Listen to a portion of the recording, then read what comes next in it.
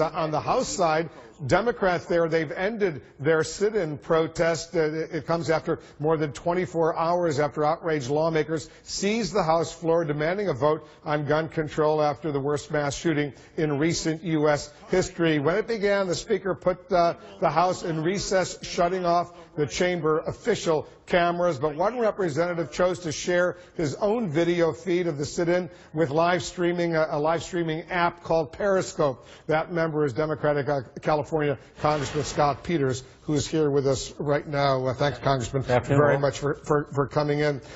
You know, a lot of people are asking what happened to the no bill, no break, because you guys are taking a break right now. Well, we didn't really have any control over the schedule that the Republican leadership sets, but we felt we had a very successful day. Really were able to connect with the American people on an issue that they really care about, and they saw the frustration we have with an ineffective leadership. So where does it go from here? Because the House is in recess until July 5th. Then they all come back. You come back. I assume you're going to go back to California during this recess. What happens on July 5th?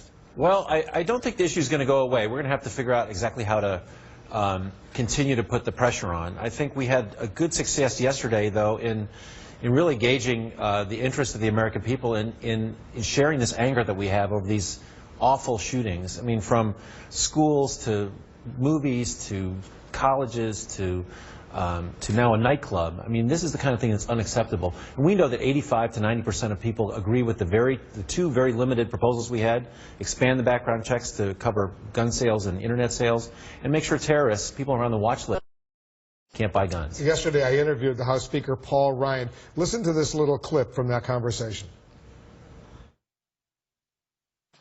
They are sending out fundraising solicitations, like this one. House Democrats on the House floor, your contribution will go to the DCCC. This is the people's house. This is Congress, the House of Representatives, oldest democracy in the world, and they're just sending it into chaos.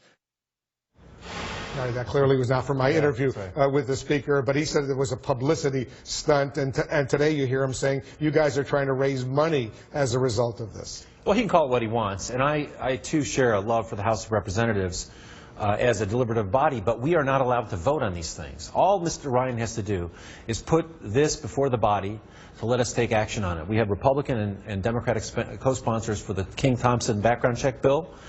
For him to say that we're creating this chaos, all he has to do is let the body do its work. And, you know, the congressional approval is at, what, 15% under his leadership?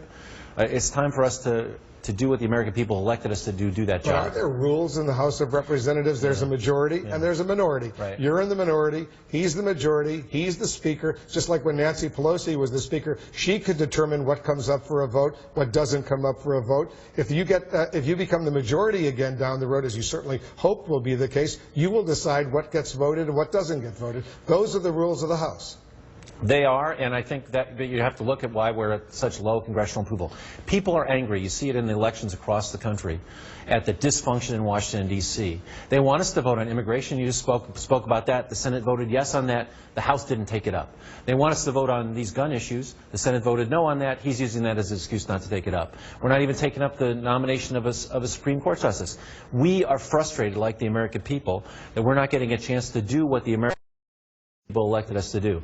All Mr. Ryan has to do is turn on the cameras, let us vote on these issues, let's have an honest debate, and let us know where your people are. More of these sit-ins, more civil disobedience, more breaking of the rules?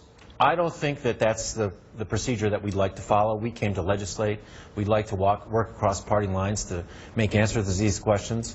But I also think that it reached a point of frustration where after Sandy Hook, and again now after Orlando, we see no action in the very body, deliberative body, which Mr. Ryan boasts is supposed to take legislative action. The President tweeted his support for you guys on the House floor. He said, we need more than moments of silence. We need action, and that's what's going on in the House right now. Right. But practically speaking, has anything been achieved? Will you get that vote?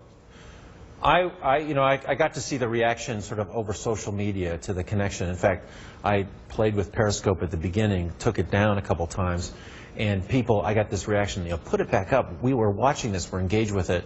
I think we've changed the conversation because we've connected the American people, and we've shown them that we're just as frustrated as they are with a leadership that won't let us do our work. You support the Susan Collins legislation, the compromise legislation on the Senate side? I think it's headed the right way. We don't put the law enforcement through the paces of proving that people should be on the watch list for purposes of flight. I don't know why we would do it with guns, but I think at least she's taking steps to try to work across the aisle. We got to commend her for that. And you came up with the idea of Periscope to use that app in effect to bypass C-SPAN, which was shut down when the House went into recess. My deal was that if you put on the House cameras, I would turn off my cameras, but it was important, I thought, for the American people to see this.